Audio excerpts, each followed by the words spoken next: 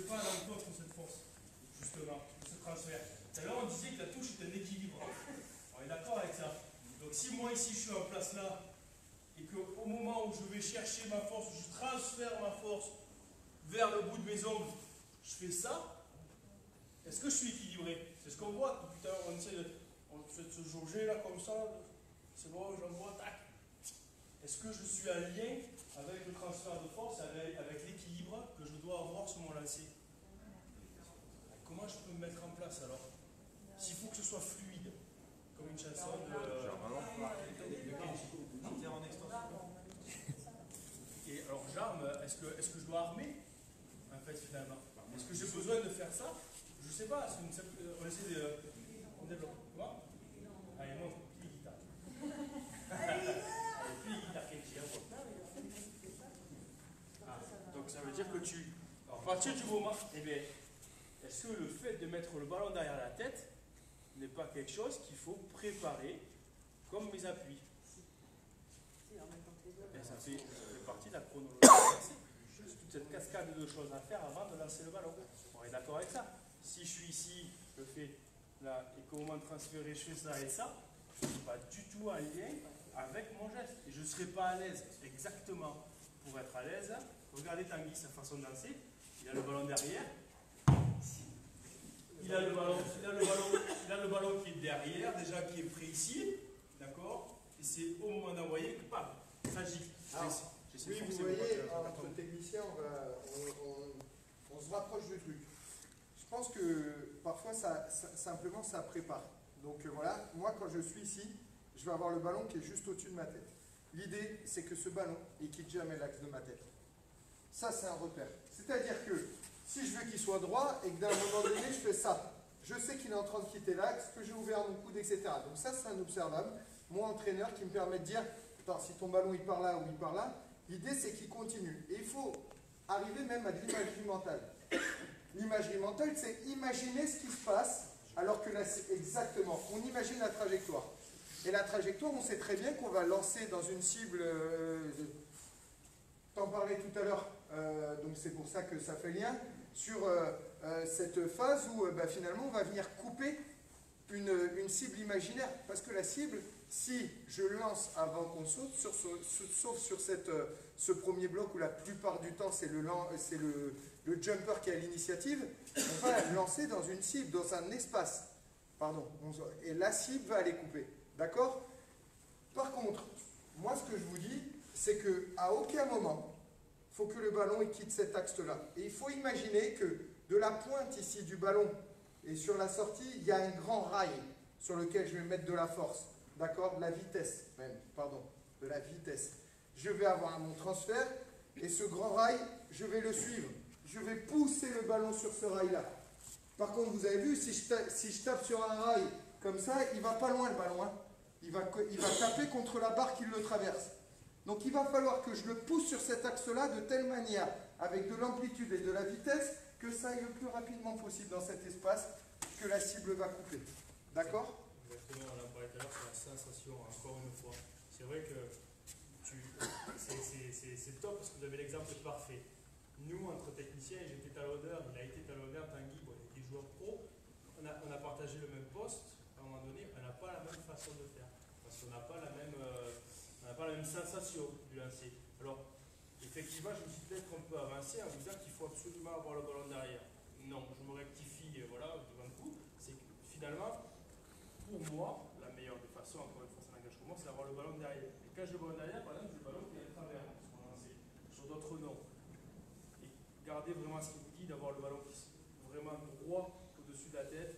Et après, ça va être votre sensation à vous. Si vous voulez être un peu plus fluide ou non, mais ça sera par rapport à vous.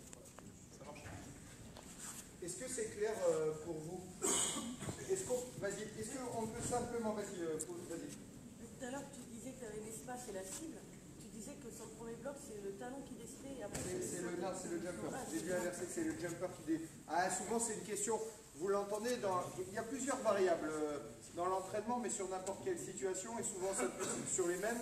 C'est l'espace, donc je vais avoir un espace plus ou moins grand et je le réduis. Le temps pour aller dans cet espace-là et circuler dans cet espace-là. et le potentiel. Donc ça, c'est des choses qui, vous l'avez certainement entendu en formation brevet fédéral, qui reviennent régulièrement sur comment agir pour mettre en œuvre l'exercice. L'espace, le temps, le potentiel. D'accord? Là, l'idée, c'est que dans l'espace-temps, si c'est le talonneur qui lance en premier, il y a souvent le temps pour monter du jumper à 5 mètres qui est souvent pris de court. L'idée, c'est justement des marquages, ça part vite, hop, j'amène sur les cibles d'espace-temps, il est plutôt favorable à un déclenchement du jumper. Après, si je donne trop d'indices, et c'est pas Manu qui vient de revenir qui le dira, parce que je pense que tu analyses souvent les vidéos des blocs adverses, dès qu'il y a des indices, on va réagir à ces indices-là, donc il faut en montrer le moins possible. Si c'est le talonneur qui lance, ou s'il y a eu du mouvement, c'est de mettre de l'incertitude. Par contre, le talonneur, il sait toujours où il va lancer. Pourquoi c'est mieux, à votre avis, que ce soit le talonneur qui déclenche par rapport à l'indication? S'il y a une erreur de cible, une cible qui est pas très bien, une zone qui n'est pas très bien identifiée, le sauteur peut aller capter la balle et s'adapter. Aussi, tout à fait, il peut s'adapter là-dessus. Quoi d'autre? Il a une C'est par rapport à vue aussi. une meilleure vue. Non, c'est par rapport aussi au déclenchement du saut. Vu que ce soit le talonneur, parce que si c'est le sauteur, il va sauter, il y a un temps de réaction, tu sais, quand tu présentes le ballon. Moi, je pense que c'est dangereux, c'est que je préférais que le mec il déclenche son saut, par exemple, quand j'arrive mon ballon au-dessus de ma tête. Donc, ça veut dire quoi? Si maintenant, moi je décide de lancer au fond là-bas, et c'est moi qui ai le choix, c'est quand même vachement plus simple de maîtriser le choix que de me le faire imposer. Et bien c'est ça, c'est de mettre dans le confort le talonneur. Ça donne aussi moins d'indices. Sur certaines catégories, séries, etc., il y a sans doute moins d'adaptation, je dis sans doute, j'en sais rien, mais moins d'adaptation sur les indices des blocs sauts qui bougent. Mais quand même, l'idée, c'est d'avoir au moins un talonneur qui est pour une urgence. Donc c'est à mon avis quelque chose à travailler, c'est que ce sera plus simple d'aller couper une trajectoire que d'arriver pile sur une cible. Quel est le risque aussi d'avoir des blocs en l'air? Alors il va être contré, mais si c'est d'abord le bloc qui saute. Il y en a beaucoup des blocs qui restent longtemps en l'air. Je vais juste vous montrer un indice. Juste un indice. Est-ce qu'il y a quelqu'un qui en cherche? Tu sais sauter ou pas?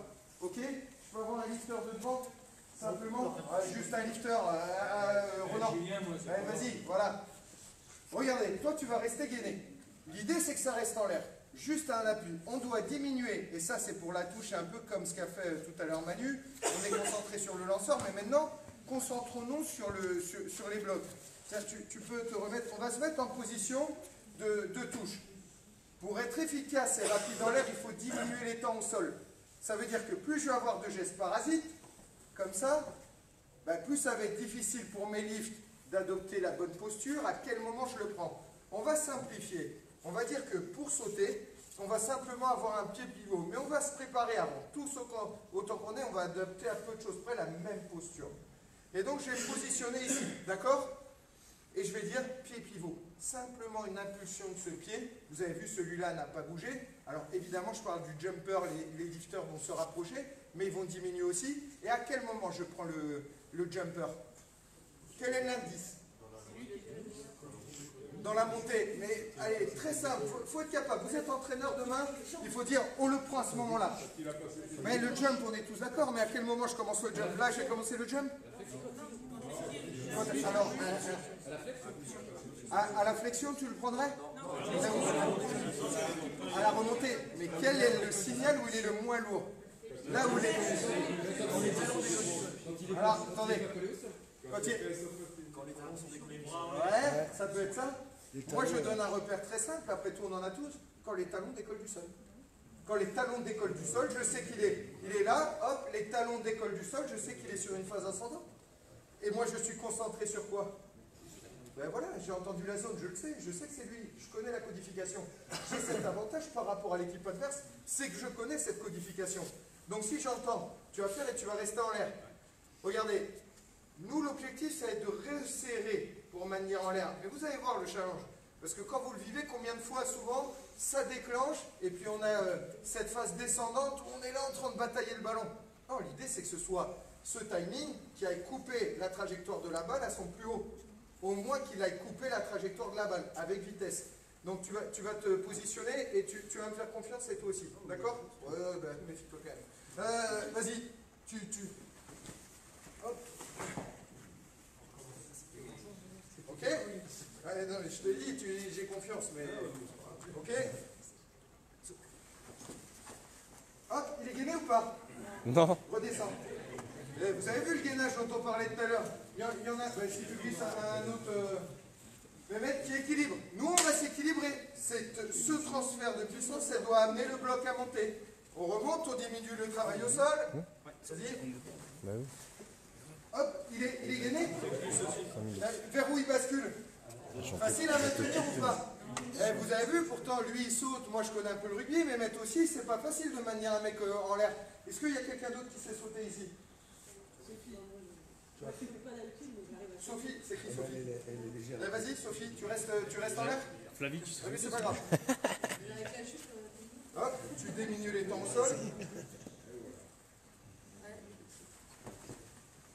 Hop. Ça va. Comme ça. Tu lâches. Lâche. Lâche. Lâche. Une fois que je suis verrouillé en l'air, je suis capable de maintenir. Encore une incidence où toutes les angulations, si j'ai un alignement poignet sur lequel ça repose, poignet, coude, épaule, hanche, donc gainer ici, genou et cheville, je suis capable de tenir très longtemps comme ça, sans dépenser d'énergie. C'est simplement ma posture qui me permet de maintenir justement la joueuse en l'air. Et tout ça, c'est des principes d'efficacité. On est d'accord là-dessus? Est-ce qu'il y a d'autres questions avant d'aller voir des coups? Comment? C'était ça la question.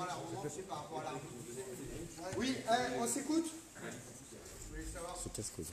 le mieux, parce que tu as l'arbitre qui était extérieur. Et moi, je disais, et j'en finis un petit peu, je disais, éviter la longue derrière, parce que si l'arbitre fait ça, il va nous pénaliser. Alors moi, je me disais, on m'arrête au-dessus de la tête, comme tu disais. Alors, c'est l'arbitre qui détermine. Est-ce que l'armement, c'est pas un frein, c'est par rapport à l'arbitrage? Tu sais, tu dois déclencher ton... Alors, c'est pas compliqué, la règle, elle dit quoi? La règle, elle dit, je peux pas... Exactement, je ne peux pas déclencher deux fois. Je ne peux pas faire ça. Donc, il faut que je monte un indice qui, au moment où j'ai décidé de déclencher mon lancer, il n'y a plus d'arrêt. Si ce n'est au moment, évidemment, où mes mains quittent le ballon. Le ballon quitte mes mains, c'est mieux. Une question, là c'était sur un saut en première intention. Oui. Sur un saut en feinte avant ou feinte arrière, c'est différent Alors, qu'est-ce qui est différent par rapport à tes soutiens que tu avais tout à l'heure, tes prises de soutien?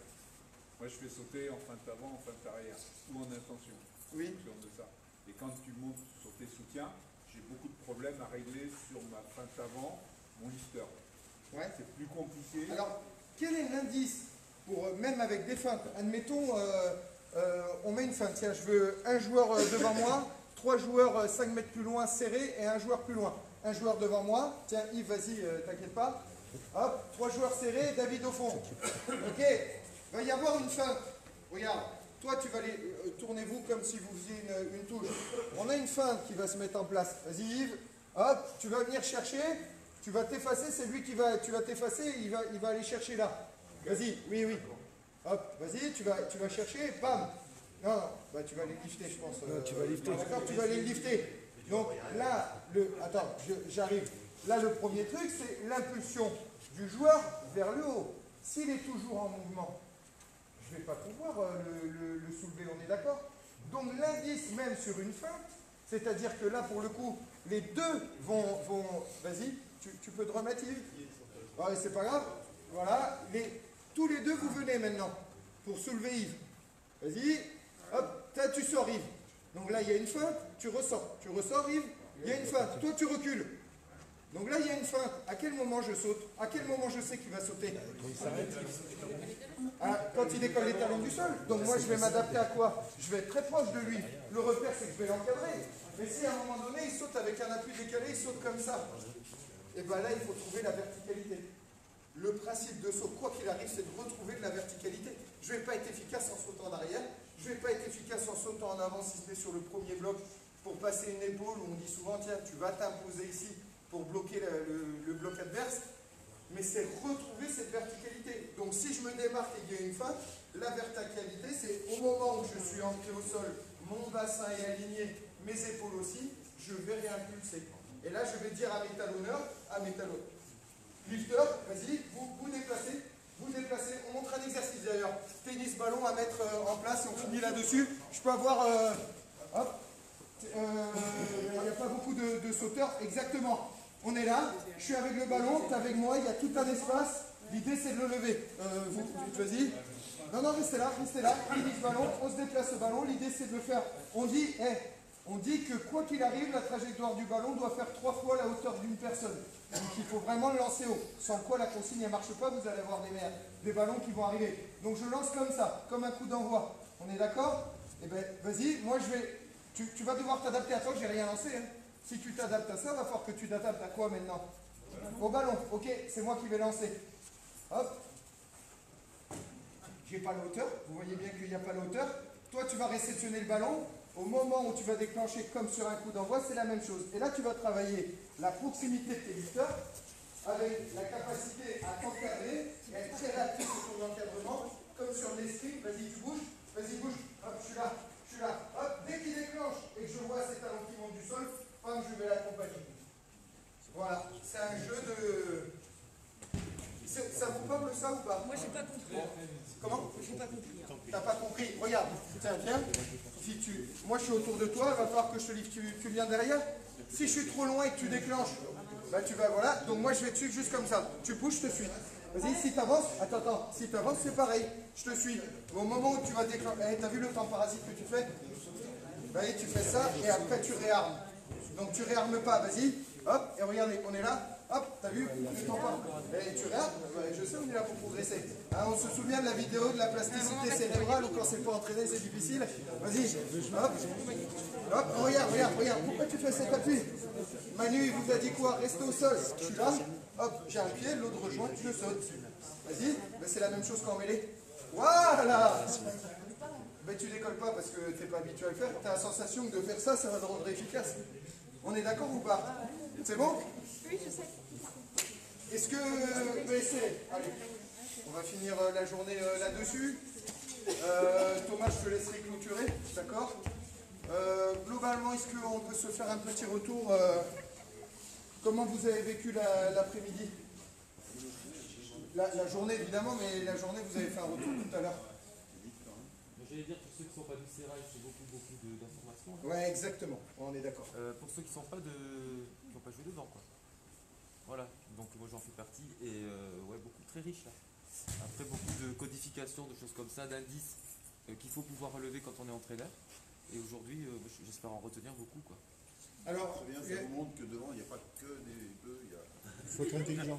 Ah non, c'est pour ça qu'aujourd'hui on filme, d'accord? C'est pour ça qu'aujourd'hui on filme. Parce que quand on a fini, et je vous ai dit, on retenait 2-3 informations, vous en avez eu 25-30. Donc aujourd'hui, vous allez sélectionner des informations et très logiquement, vous vous souvenez de la plasticité cérébrale. Hop, tac, à la poubelle. Mais non, mais c'est normal. Vous allez tous, en plus, vous allez choisir des choses différentes. Chacun d'entre vous n'avez pas le même regard, des expériences différentes. L'idée, c'est que vous regardiez cette vidéo en disant, tiens, je vais piocher ça là-dessus. Mais même nous, on regarde la vidéo en disant, tiens, cette posture n'était pas bonne. On aurait pu faire ça comme ça, j'aurais pu ajouter ça, ou enlever ça.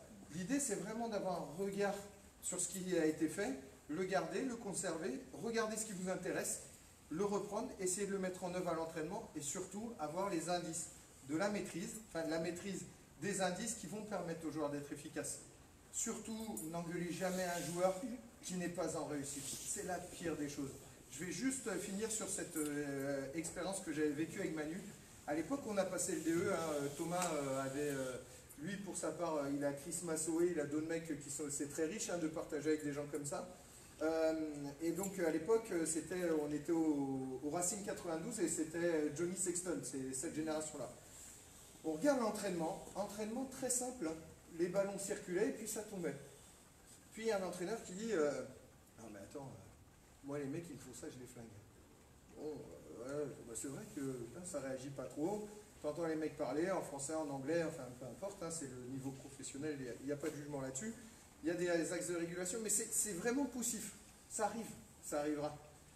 Et à la fin, on a la chance de passer 1 heure avec Laurent Travers et Laurent Labitte pour exprimer, nous, et poser des questions. Et puis le mec lui dit, mais moi je les aurais flingués. Et il lui dit, mais tu sais, même des internationaux qui ont été champions du monde, quand tu les flingues, c'est toujours des individus et des humains. Tu sais pas ce qui leur est arrivé dans la journée. Même tes leaders, quand ils vont pas bien, quand il aura, tu sais pas. Peut-être qu'il y a eu un drame chez lui, peut-être qu'il est juste très fatigué, peut-être, mais la connaissance émotionnelle de ces joueurs et l'œil, si je ne suis pas vigilant là-dessus, je peux casser quelqu'un, mais ce n'est pas le joueur que je tape, c'est l'individu. Et ça, l'individu, quand je le fracasse, il n'y a pas pire. Et là, il ne progressera pas. Parce qu'une fois que j'ai fracassé le mental du mec, c'est rare qu'on ait envie d'entendre les indices que la personne donne à côté. Et c'est ça qui m'a de maîtrise. Plus je suis en maîtrise, capable de cibler ce qui va ou ce qui ne va pas, et puis d'essayer de l'accompagner, bah, moi je vais avoir ces états de variables émotionnelles où je vais taper sur un mec et ce qui est à proscrire. Plus je suis en maîtrise, plus je vais pouvoir trouver les indices. Et puis il y a des fois où ça ne marche pas. Puis il y a des fois où on n'est pas bon, même souvent. Hein. Mais il faut l'admettre. Alors on a la boule au ventre quand on rentre chez nous, j'ai été nul. Ça arrive, c'est pas grave. On ne peut pas agir sur ce qui vient de se passer, on peut agir sur ce qui va se passer. Et notre rôle, c'est ça. On a compris ce qui vient de se passer. Je ne peux plus agir dessus. Qu'est-ce que je fais après? Et là, c'est notre rôle d'entraîneur et même de joueur et joueuse, pour ceux qui le sont encore, de le mettre en place. Voilà. Moi, je vous remercie pour la journée. C'était vraiment très bien. Merci. Alors, on va quand même boire un coup. Il y a Thomas qui va clôturer. Ouais. Moi, j'ai juste 4 questions. Est-ce que vous avez partagé aujourd'hui? Oui. Est-ce que vous avez échangé? Oui. Est-ce que vous repartez avec des nouvelles compétences? Oui. Est-ce que vous avez pris du plaisir? Oui. Voilà, c'était 4 objectifs qu'on s'était fixés avec tout le monde et que vous nous avez permis de remplir. Donc déjà, moi, je vous remercie pour ça. C'était vraiment une journée hyper enrichissante, même pour moi, voilà, qui suis en formation. J'ai appris des choses, la mêlée, c'est pas mon truc, mais j'ai appris en parlant avec tout le monde. Et je veux vous faire dire que voilà, dans vos clubs, dans votre région, le partage et l'échange, il n'y a rien de mieux pour se faire grandir. Ensemble, malgré les guerres de clochers, voilà, ça arrive partout, mais échangez avec le plus de gens possible, qui ont des compétences, enrichissez-vous des petites compétences qu'une personne peut avoir pour vous faire grandir. Moi, je clôturerai là-dessus. J'ai un petit cadeau pour vous dans la salle, d'accord? Donc on va y aller, on va récupérer les affaires. Je vous remets votre cadeau et puis après, au match, et bord des biens. Moi, je vais prendre, tu poses 2-3 questions. Oui. Voilà. Attends. Bah, du coup, les filles, juste pour l'idée, ça va être un peu de récupérer un peu des infos de fin, de voir ce que. Non, c'est vraiment d'avoir vos émotions, voir votre ressenti en fait sur cette journée, voir ce que vous avez pu. C'est super intéressant. Surtout en plus on a appris des choses, que ce soit sur l'humain, sur la technique et sur le gainage, parce qu'on a beaucoup parlé aujourd'hui, mais beaucoup de choses très positives. Après on n'a peut-être pas assez parlé, c'est dommage, la fin dernière, du mental du joueur, qui aurait été peut-être pour nous, pour nos premières lignes et nos talons, un axe essentiel aussi. Seulement la technique a pris dessus. On va avoir un petit questionnaire à la fin. N'hésitez pas à y indiquer vos réactions et vos réflexions pour qu'on puisse effectivement tout ça. Et si c'est un sujet que vous voulez aborder la prochaine fois, pourquoi pas. C'est quelque chose qu'on peut mettre en place. Les filles, en tant que joueuse, moi, je ne suis pas du tout avant. J'ai appris plein de choses par rapport à surtout la mêlée. Les touches, j'aurais bien voulu aller plus loin entre le timing, le talon et les lifters. Après, c'était court, le temps était peut-être trop court par rapport à tout ce qu'on avait à apprendre, mais c'est juste une deuxième journée à faire tous ensemble et l'échange, comme on disait, des clochers ou des clubs et tout. Faire des journées comme ça, c'est hyper intéressant et ça permet de se connaître en tant qu'éducateur. Voilà. Super. Après, moi je voulais juste rajouter, pour les joueuses aussi c'est pas mal parce que on n'a pas toujours le temps de tout décomposer. Et ce matin quand on a fait la mêlée, on est parti du placement simple en gainage pour repartir. C'est du temps qu'on n'a pas forcément en club. Et vous allez pouvoir le déployer aussi aux autres filles de l'équipe. On était là aussi avec notre entraîneur, donc après c'est à nous d'essayer de l'épauler dans tout ce qu'on a pu voir aujourd'hui et de transmettre. Les plus jeunes, ce qui a été bien aussi aujourd'hui, c'est qu'on peut être comme le Stade Nantais en fédéral 1, mais il y a des exercices qu'on peut adapter à moi avec moins de 15 féminines. En fait, tous les exercices sont adaptés chez les 4. Du coup, coup, les exos, comme on a fait beaucoup d'exos sans charge, c'est adaptable à l'école de rugby. Ça, c'est des choses qu'on peut transmettre très rapidement dans les clubs. Et n'hésitez pas à solliciter aussi Marie qui est CTC sur votre bassin, sur les timings, sur tout ce qu'il y a derrière. Aujourd'hui, ça rassemble, il y a des trucs, on s'est arrêté souvent sur le talon, les premières lignes, mais après on a vu qu'on a basculé un peu sur la fin, sur l'ensemble de la mêlée. Mais derrière, il y a tout ce qui va sur la chronologie de la mêlée, la chronologie de la touche dans son ensemble. Bah, n'hésitez pas à lui poser des questions aussi pour monter en compétence là-dessus, quoi. Non, merci beaucoup les filles, c'était génial. Merci pour votre partage. Messieurs, on voulait juste recueillir voilà, vos impressions. On était en train d'en parler. À l'issue de cette journée. Dites-nous, ça peut vous intéresser de nous parler. Autant de fois que ça se reproduira ce type de choses, on le prendra parce que c'est pas quelque chose qui existait dans les cours jusqu'à maintenant. Donc c'est sûrement le pouvoir des CTC de nous envoyer beaucoup d'infos comme ça, beaucoup de repères, et on sait déjà que peut-être demain chez les U14, chez les U16, on va pouvoir donner des repères qu'on ne connaissait pas et qu'on a découvert, enfin que vous avez bien découvert. Donc merci à ça parce que à la fois, je pense que c'était aussi très complet parce qu'on voit le B.A.B.A. et on voit l'expertise qui arrive derrière avec l'amélioration du geste et franchement on a vu toutes les phases qui sont intéressantes. Le lancer en touche, ça interpelle beaucoup d'entre nous. On va sortir rire des gosses très anciens, c'est hyper complet et c'est praticable partout. Honnêtement, franchement bravo à refaire et merci au comité et merci aux acteurs qui ont préparé cette journée. Souvent, si tu veux, tu as passé ton brevet fédéral, il ne se passe plus grand-chose.